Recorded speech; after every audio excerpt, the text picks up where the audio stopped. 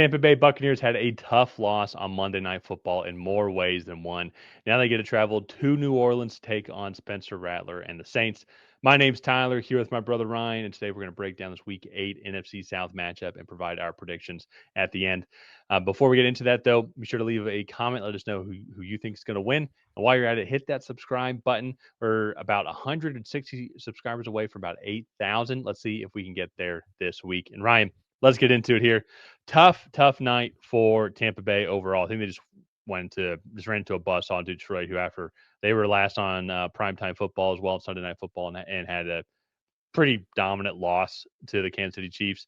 And I think that's what the Buccaneers had to. Honestly, 24-9 is a lot closer than what this actual game felt like. Going into halftime, I think if you're a Buccaneers fan and you're thinking like we're only down 14-3, and you come out and score a touchdown to start the second half, you're like, there's no reason we should only be down 5 at this point in the year, at this point in the game. And I think just there's some injuries as to that we're going to get into here in a second, but just in general, that's just Detroit, I think, just played the better game tonight, while Tampa Bay had an off night here. So still 5-2. Buccaneers still have a good hold on the NFC South here as well. They are a game and a half up on the Carolina Panthers, 2 games up, and the tiebreaker over the Atlanta Falcons. And now they get to go play New Orleans in this fun matchup here. And shout out here to Spencer Rattler as well. I know, like, he got 3 picks in this game, but in general, though, like, we all watch enough football, especially here. You can kind of tell who has a shot to be an NFL quarterback, like starting NFL quarterback, and who doesn't. Like, i.e., Jake Hayner from the Fresno State quarterback. Is it Jake Hayner? Is that his name? Am I pronouncing his last name right? You can tell when he's in the game, you're like, oh, you're a perennial backup at best for the rest of your career. I look at Spencer Rattler, man, and if the Saints build around him, this offense could be legit.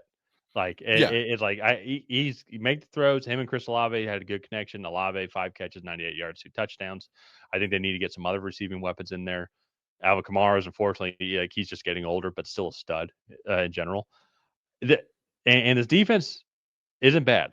Like, it's like, this is not, for Buccaneers fans, this is not going to be an easy game. Like, this is a solid 1-6 Saints team. And it's painful. Yeah. It's painful for me to say that as a Falcons fan. Honestly, so my Patriots just went down there 2 weeks ago and played the Saints, came out with a win. But if you go look, Spencer Rattler actually graded higher in that game than Drake May did. And everybody was talking about how great Drake May played. And so, again, not saying that I would take Spencer Rattler over Drake May, but that's the type of performance that he's putting out there. And he has the arm strength to do it. He looks like he really has the confidence in Kellen Moore's system to go out, make the right reads and make the throws. I think he just got a little too pass happy in the Bears game and was really trying to push the ball down the field and, put it in some windows that he probably shouldn't have. And also too, his team was down for almost the whole game. So that's going to lead to some errors there too. But you go look, Rashid Shaheed, Jawan Johnson, Chris Olave being the number 1 there. I think like that's a pretty decent receiving room. Kendre Miller looks to be a good back. Kelvin Banks. So real quick on that, sorry. He's out for the season with the torn ACL. I was going to talk about that, just some of the injuries of the Saints. And also, too, while we're at it, Center Eric McCoy, he's out for the season as well with a torn bicep. I saw that one.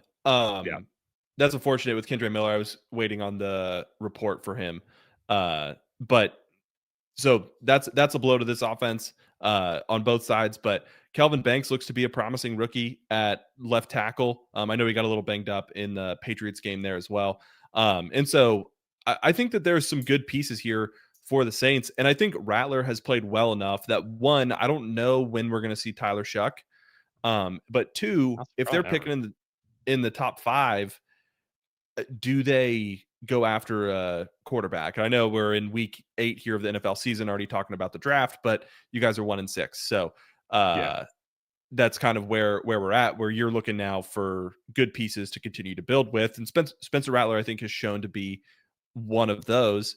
And on the flip side with the Bucs, I mean, they're just so banged up still. Bucky Irving missed the Lions game as well. And like Mike Evans is now going to miss most of the remaining of the season. Chris Godwin, you mentioned he probably pushed before we came on, he probably pushed his return a little too early. And now he's kind of sidelined again, trying to get back in NFL shape. Emeka Egbuka is playing through a hamstring. So there's just a compounding of injuries. The offensive line, too, is a little banged up.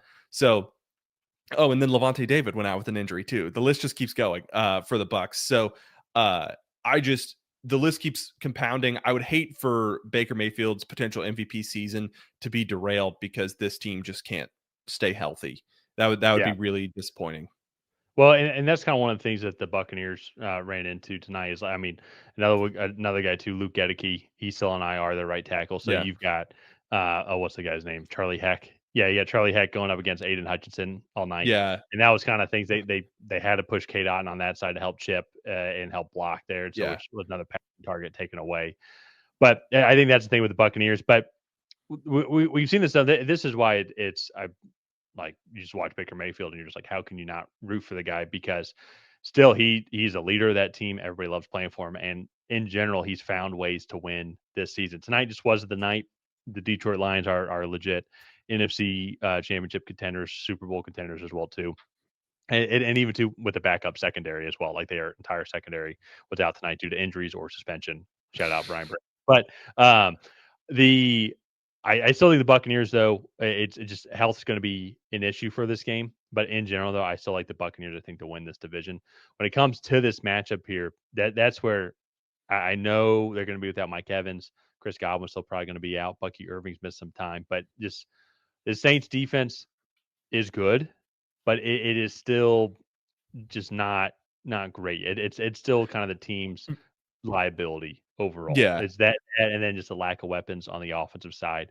And I think that's going to be the issue for this game here. I do think Tampa Bay is going to be able to get back to their running ways, even if it's just with Rashad White and Sean Tucker. The offensive line is going to be able to, I think, more often than not, win against the defensive line. And then at the same time, too, it's still Baker Mayfield's playing as one of the best quarterbacks in the league, and with a secondary that is still young and improved. I mean, like you got Alante Taylor there who saw, but Kool-Aid McKinstry's in his second year. Jonas Sanker as their free safety. He's a rookie third rounder as well. And then with Isaac Yadam, sorry. Yeah. Yidam, I think is the Yadam. He's been out, so Quincy Riley's been playing too. So it's like just a young secondary that I think, even with Emeka Egbuka, Sterling Shepard, Tez Johnson, Keyshawn Johnson as well too, and Kate Otten, they're going to be able to find ways to exploit this defense. Yeah. But it is still going to be fun though to watch Spencer Rattler go up against this Tampa Bay defense as well, who fought hard. Like they fought really hard against this Lions offense. Were able to capitalize on turnovers, able to get good pressure on Jared Goff. So Eric McCoy getting hurt is a huge loss to this team as well too. This offensive line that has been playing a little bit better, just because they'd all been healthy, all first rounders on this offense. Ironically, except Eric McCoy.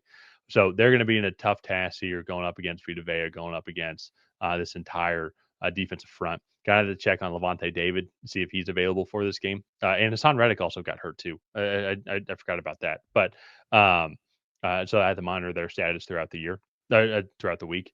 But in general, though, when it comes to this game, it's going to be a fun game. It's going to be much more competitive than I think just the records might say. I still think Tampa Bay is going to walk out of here with a win. This is a really fun matchup between these two teams. And I just think I think Tampa Bay is going to find a way to win here, especially, too, they're going into a bye right after this as well. So they have this game here. Then their next game's not until your Patriots in week 10. So I think they're going to be, let's fight through this. Let's somehow find a way to win this game. And then we go get a week off and we go rest. Yeah, no, I agree. I'm going to take the Bucs too, but I do not think that this is going to be a cakewalk for the Bucs, especially with how injured that they are. You go look at the Saints' 3 losses at home. They're currently 1-3 there. Mm-hmm. Cardinals, they lost by a touchdown. 49ers, they lost by 5. Patriots, they lost by 6. All one-score games. And I believe they had the ball to take the lead in the fourth quarter in all 3 of those games as well. So 49ers, they were driving, and then Spencer Rattler started to run, and it was just kind of a fluke, good play by like a dunging desperation play by the defensive tackle that knocked the ball loose. But they were on the 49ers side of the field.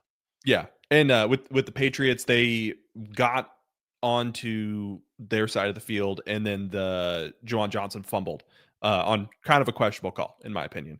But and so they were driving in that game too to potentially go take the lead there with about I think 5 or 6 minutes left. So this is not going to be an easy game, especially it's a division matchup. These are always a little bit wild. So all in all, I think this is going to be a fun one. We're both taking the Bucs. Let's go ahead. Let's wrap it up here. If you guys have not already, please go ahead and like and subscribe. That is the best way to help out the channel. While you're down there, leave a comment on who you think is going to come out ahead in this matchup. Will it be the Tampa Bay Buccaneers? Will it be the New Orleans Saints? None of that. We'll see you guys next time.